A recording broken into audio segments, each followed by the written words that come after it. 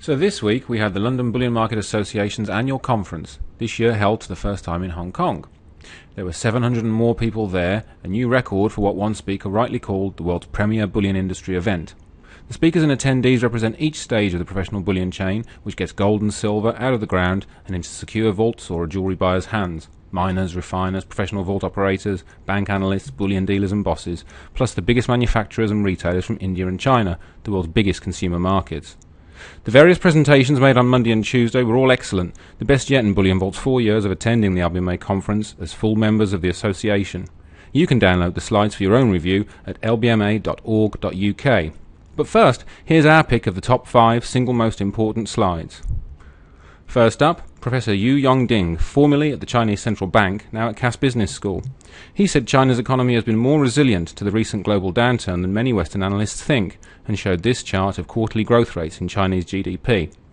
Avoiding a hard landing has been good for gold, as China is now the world's #1 consumer market, overtaking India this year.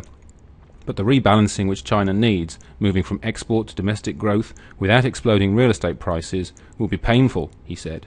You cannot buy stability, and in its bid to avoid overheating, China has already seen a sharp drop in mineral and energy imports, down by double digits so far in 2012. Lower growth and higher consumption spending versus private savings could dent the growth rate in Chinese gold demand. Second, however, gold demand from the former world #1, India, looks set to rise sharply in 2013. That's according to Shekhar Bhandari from Kotak Mahindra Bank, who pointed to the 24% rise in auspicious days on the Hindu calendar next year. Indeed, 2012 has seen an unusually small number of auspicious days for weddings, a full 4 months of Chaturmas in mid-year. That has meant a smaller number of wedding gifts and personal investment in jewellery. Added to the Indian government's sharp hikes in bullion import duty at the start of the year, that's led to 2012's ugly fall of perhaps 1/3 in total Indian gold demand. The big trend for these two Asian giants were made clear, however, on this slide from Thomson Reuters GFMS. Introducing the LBMA conference's session on jewellery demand in Asia, Philip Clatwick noted how India and China now account for the vast bulk of world jewellery consumption. You can see how badly Western demand has fared over the last decade.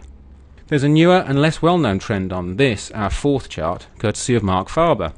Author of the Gloom, Boom and Doom report, he mostly stuck it to Ben Bernanke in his speech in Hong Kong on Monday, but he also noted that the US is being sidestepped by the world's rising powers. In this new world, China's exports to commodity-producing countries such as Australia and Brazil are now greater than its exports to the United States. Exports from South Korea to commodity-exporting countries are greater than its exports to the US and Europe combined. Still, at some point, commodity demand will level off, said Farber.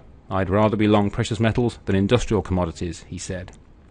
Charlie Morris of HSBC said pretty much the same in his presentation on how to time and trade the gold market. His presentation is really worth reviewing in full, but the key point is that all signals are firing right now for gold investment. Prices are not swinging around too violently, so its volatility is low. Silver is relatively underpriced against gold, pointing to gains ahead for both metals, and sentiment, as measured by Google searches for gold and other key terms, is also weak, meaning investors are currently underexposed to gold.